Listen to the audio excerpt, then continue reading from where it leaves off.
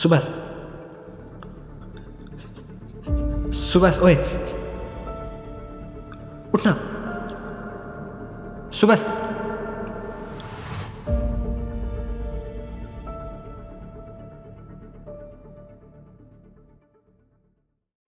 सुभाषको दिमागको गिरी 4 टुक्रा भई छिरलिन्छ। मैले केही सोच्नै सकेको थिइनँ। सुभाष न चलेको थियो न त दुःखले तडपिँदै नै। हेर्दा हेर्दै उसको तातो रगतले सडक रङ्गाइदियो। मेरो आँखाबाट आँसु रोकिएका थिएनन्। म उसलाई सकेको चिच्चाएर बोलाउँदै थिएँ। न त उसले सास लिएको थियो न त मेरो कुराको उत्तर नै दिँदै थियो। म उसलाई मेरो काखमा तानेर डाको छुट्ने गरी रुँदै थिएँ। साथी, म उसलाई उठाइदिन गुहार माग्दै थिएँ। म उसलाई उठ्न बिन्ती गर्दै थिएँ। मेरो हात खुट्टा सबै लल्याक लुलुक भयो। त्यसपछि के भयो मलाई थाहा भएन। म बेहोस भइसकेको थिएँ। खै, म बेहोस भएको कति मिनट पश्चात मलाई होसमा ल्याए। होस आउँदा मलाई बिउझाउने को थिए थाहा भएन। सडकको पेटीमा सुताएका थिए मलाई। जब होस आयो म सुभाषलाई खोज्न थालेँ। सुभाष, यताउति हेरेँ, कहीँ भेटिन। म फेरि आत्तिँदै थिएँ। अझै पुरै होसमा आएको थिइनँ। त्यत्तिकैमा त्यही उभिएका एक दाइ भन्छन्, तिम्रो साथीले अस्पताल लगेका छन्। मैले मेरो कपडा रगतले लतपत्तिएको देखेँ। त्यसपछि झन् मेरो चिन्ता बढ्न लाग्यो। एकाएक सुभाष ढलेको, उसको रगतले सडक रङ्गाएको सबै कुरा मेरो मानसपटलमा रिग्दै थियो। सुभाष ढलेको ठाउँमा अझै पनि उसको रगत थियो। दाइ कहाँ हो, लग्नु न मलाई भनी सकी नसकी उभिएँ र तिनी दाइलाई बिन्ती गरेँ। तिनी दाइ र 2-4 जना अन्य उनका साथीहरू भई मलाई लिएर अस्पतालतिर हिँडे। दिमागमा अनेक थरी विचारहरू आइरहेका थिए। म पुरा होसमा भने थिइनँ। तैपनि मलाई सुभाषलाई उठाउन र सुभाषलाई उठ्न बिन्ती गरेको चाहिँ याद थियो। कतै उसलाई केही हुने पो हो कि, अस्पताल लगेको भए त सास छोडेको छैन कि उज्याउँदैछ। मलाई सास फेर्न पनि हम्मे हुँदै थियो। हामी सिभिल अस्पताल पुग्यौँ। दाइले मलाई यहीँ बस, म बुझेर आउँछु भन्दै आफ्नो साथीलाई मैसँग बस्न इसारा गरे अनि भित्र पसे। म भित्रबाट निकै कमजोर भइसकेको थिएँ। मनमा छुट्टै किसिमको पीडा, मस्तिष्कमा कयौँ डरलाग्दा दृश्यहरू। भित्र गएका दाइले आउन इसारा गरे। देख्न साथ म उनीतिर गएँ। दाइ, खै सुभाष? दाइ मन थिए। उनको त्यो मनता कतैबाट पनि सहन सक्ने थिएन। दाइ केही बोलेनन्, बस आफू हटी मलाई केही देखाउन खोज्दै थिए। रगतै रगतले लतपत्तिएको एक शरीर, न हलचल न त कुनै जीवित हुनुको आवाज, बस एउटा शव। जति नै रगतले लतपत्तिएको भए नि सुभाषले लगाएको कपडा मैले उत्तिखेरै चिने। छिर्के मिर्के रङ भएको सर्ट, जुन रगतले रङ्गाई नचिनिने गराएको थियो। निलो जिन्स प्यान्ट, एकातिरको गोजी च्यातिएछ, उसलाई लतार्दा होला। र खुट्टामा एउटा मात्र एडिडासको जुत्ता, सायद एउटा ऊ ढलेकै ठाउँमा छुटेछ। म सुभाष नजिकै गएँ। मलाई आश थियो म उसलाई बोलाउँछु र ऊ उठ्छ र भन्छ होला, हिँड, अब जाउँ घर। सुभाष, ओए सुभाष। मैले जति बेला बोलाउँदा पनि हाजिर हुने साथी, त्यस दिन मैले बोलाउँदा बोलेको पनि थिएन। मैले हिँड भन्दा कहाँ नभनी हिँड्ने साथी त्यस दिन उठ्न मात्र भन्दा पनि उठेको थिएन। त्यत्तिकैमा केही पुलिस अस्पतालभित्र आए। म सुभाषलाई समातेर बसेको थिएँ। एक्कासी आई लट्ठी हान्न थाले। कस्तो होला तिनको मन, अस्पतालमा आई लट्ठी हान्ने। ती दाई र उनका साथीले जसो तसो बचाए। दाईको हातमा लट्ठीले हानेको रातो सुम्लो बसेको थियो। मेरो गोजीमा फोन बज्छ।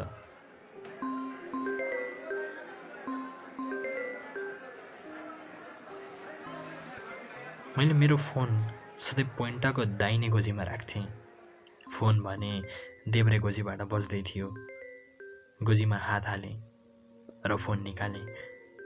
सुभाषको फोनमा आन्टीले फोन गर्नुभएको थियो।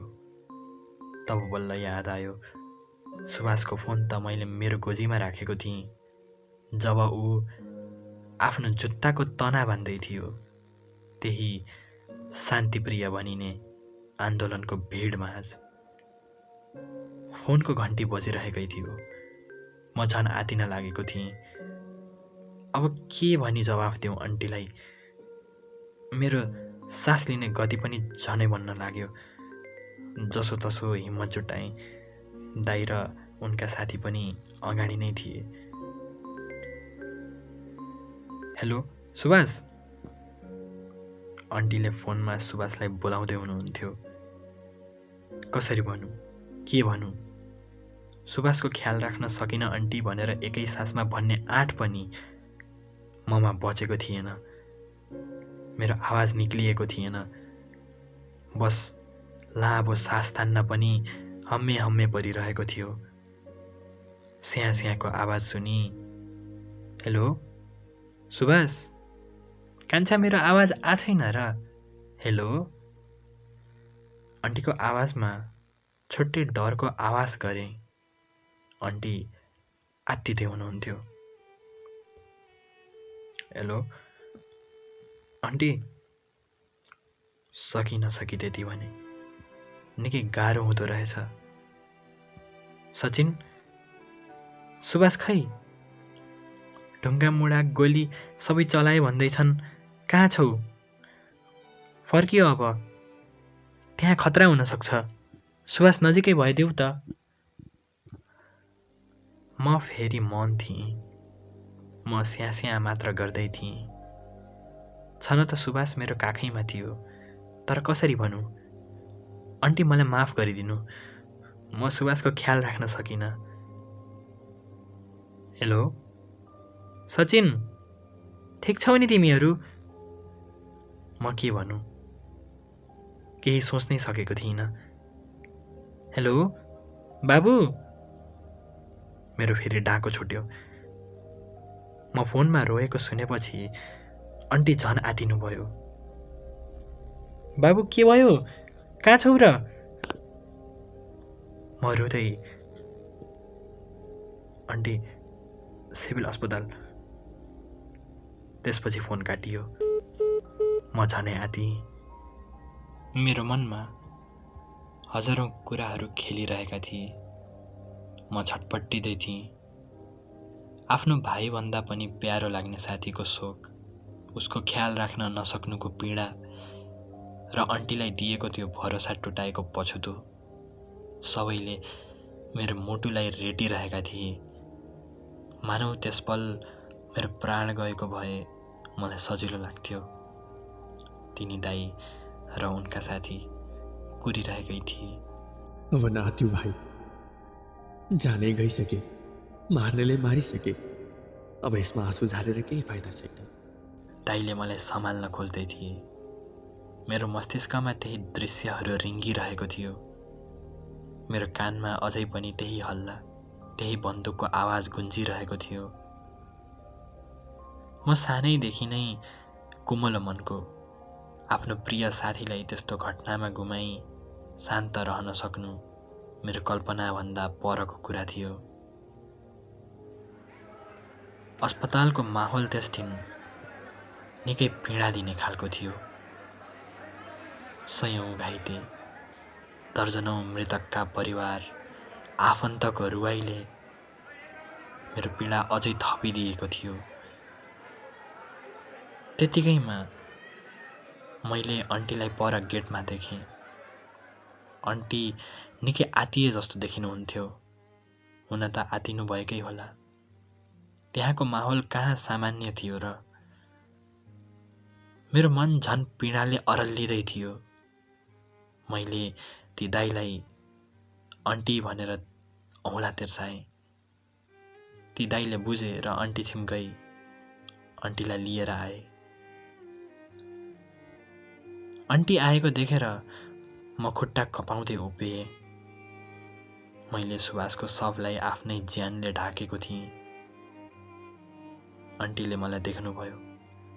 मेरा आँखा आँसुले भरिएको थियो। मेरो पहिरन सुभाषको रगतले रङ्गिएको थियो। आन्टी के भएको हो, कसरी भएको हो, सबैबाट अन्जान हुनुहुन्थ्यो। उहाँलाई त सुभाष हामी सबैलाई छाडी गएको पनि थाहा थिएन। आन्टी मेरै नजिक आउनुभयो। सचिन, सुभाष खै, यो के भयो? आन्टीलाई पनि सास फेर्न गाह्रो हुँदै थियो। म कसरी भनौँ? मसँग केही शब्द थिएन। मेरो मौनता निकै पीडा दिने खालको थियो। मैले महसुस गर्दै थिएँ आन्टीले पनि सहन सक्नु भएको थिएन।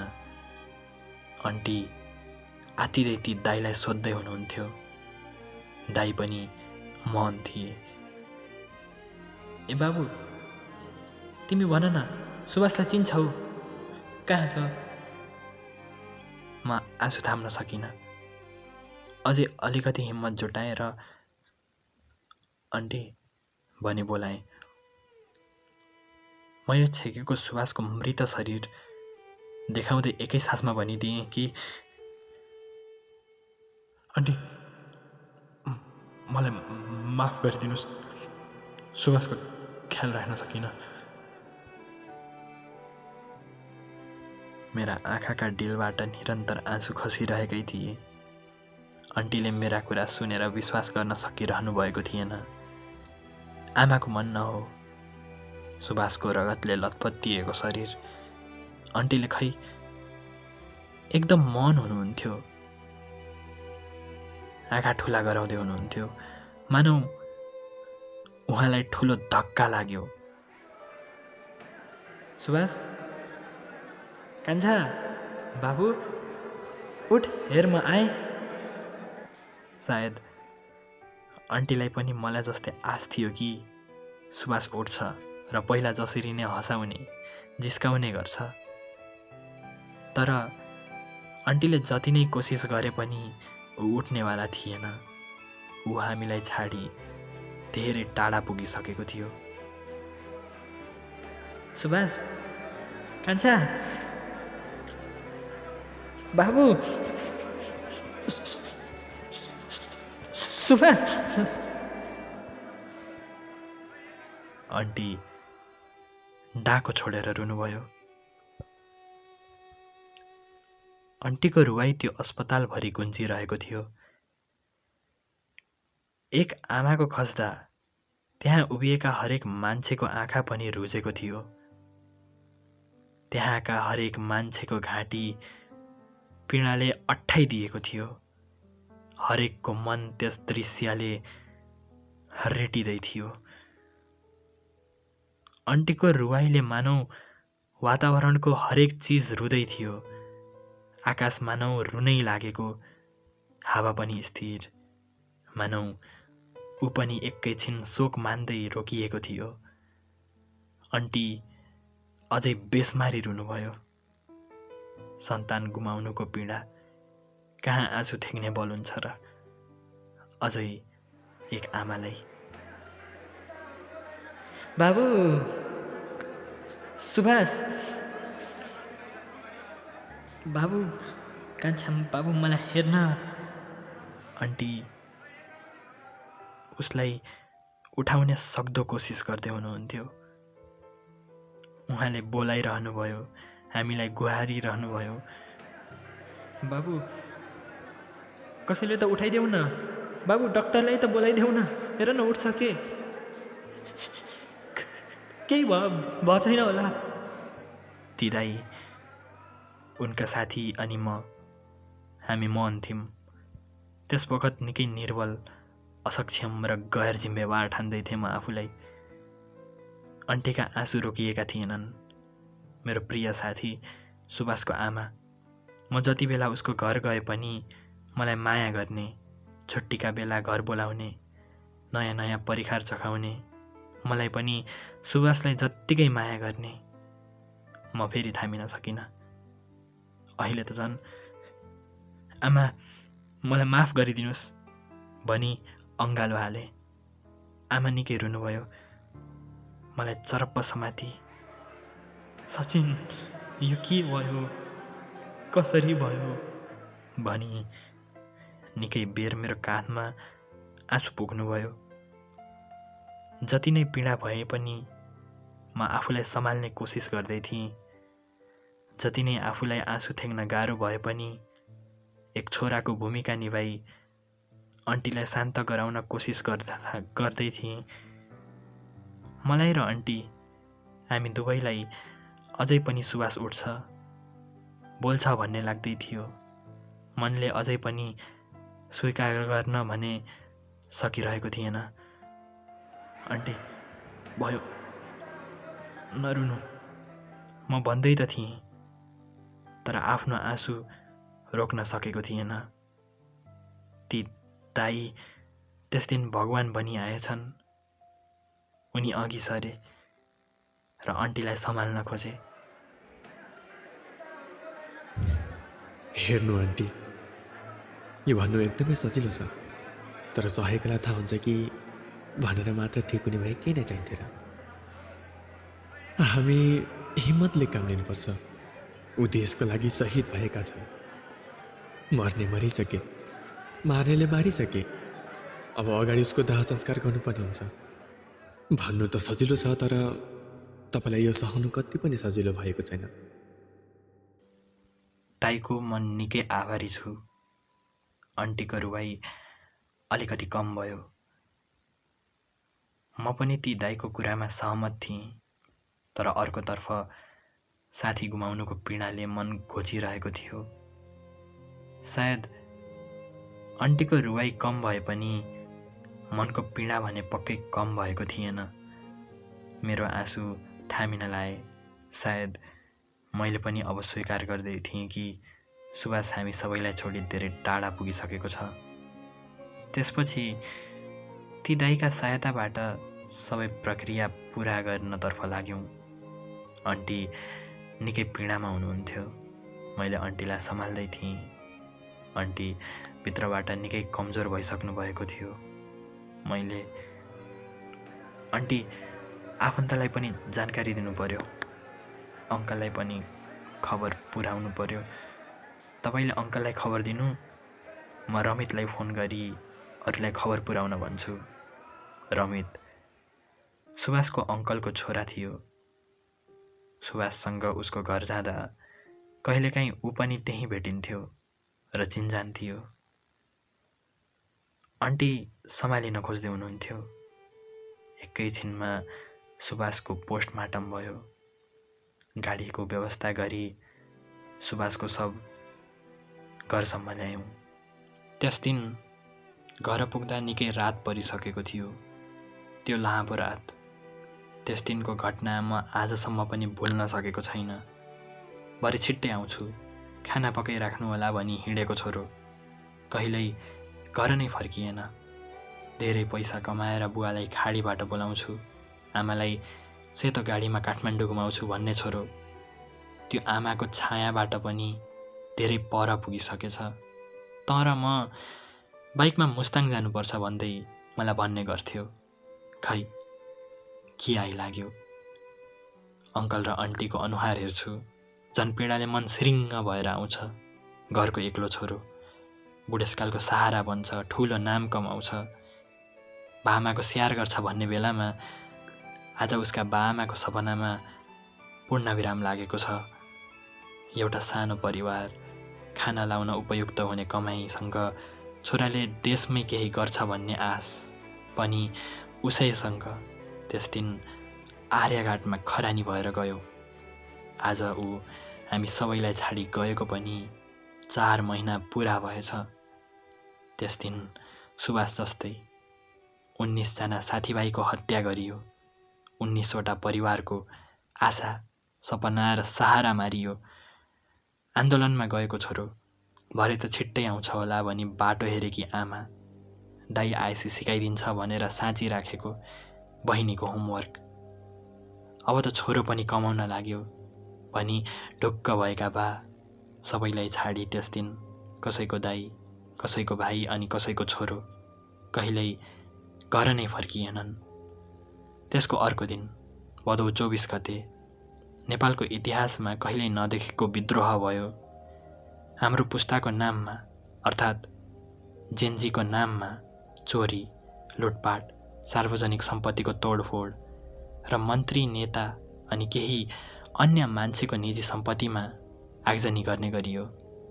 त्यो दिन देशको हालत देख्दा आकाश पनि रोए जस्तो गर्दै थियो।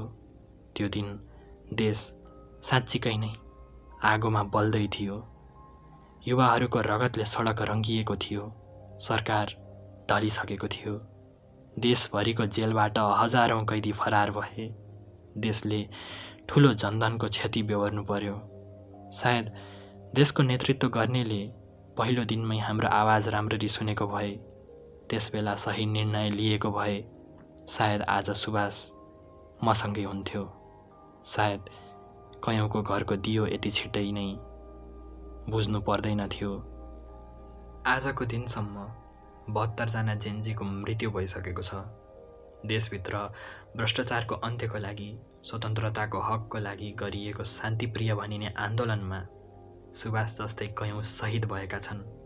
हामी हाम्रो देश नेपालको सुन्दर भविष्यको लागि आवाज उठाउन गएका थियौँ, जहाँ कसैलाई भोकले मर्नु नपरोस्, जहाँ आफ्नै सानो केही व्यवसाय गरी सुखले 2 छाक टार्न पाइयोस्, जहाँ बस्दा आफूलाई पनि गर्व लागेर आओस्, जहाँ सबैको उन्नति र प्रगति भएको देख्न पाइयोस्। त्यस दिन मै हुँ भन्ने नेता पनि केही दिन लुकेरै बसे। आजको दिन तिनै देशको नेतृत्व गरेका नेता भन्छन् जेनजी आतङ्ककारी हुन्, देशलाई हानि पुर्याए, सिंहदरबार जलाए, संसद भवन जलाए, थुप्रै जरुरी कागजात राख बनाए, तर आफूले गरेको 23 गतेको हत्यामा केही बोल्न खोजेका छैनन्। भन्छन् मलाई त्यसबारे केही थाहा छैन। अझै कति अहम हो, अहङ्कार भरिएको छ उनको हरेक शब्दमा। उनी मरेका निर्दोष आत्माको लागि अलिकति पनि शोक मानेका छैनन्।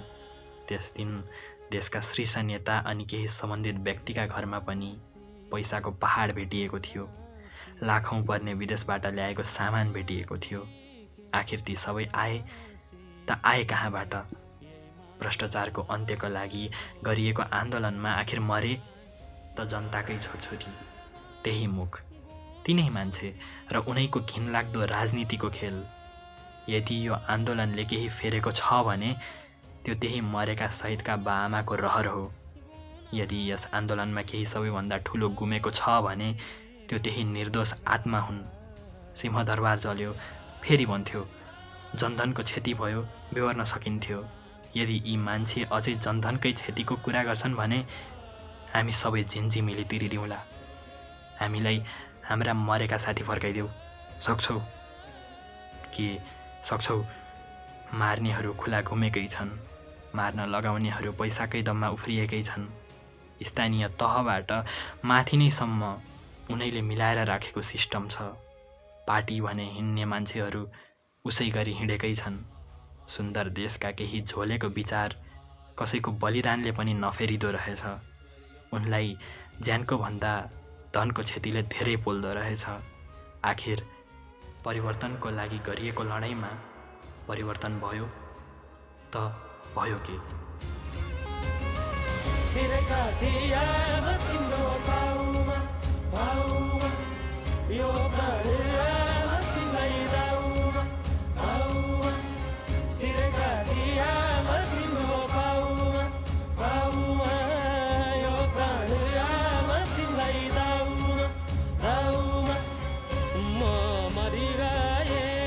शहीदै भए म मरिगए शहीदै भए अर्को जुनी ल्याउला तिमीलाई नाउँमा सिरे काठियामा तिम्रो पाउमा यो प्राण आमा तिमीलाई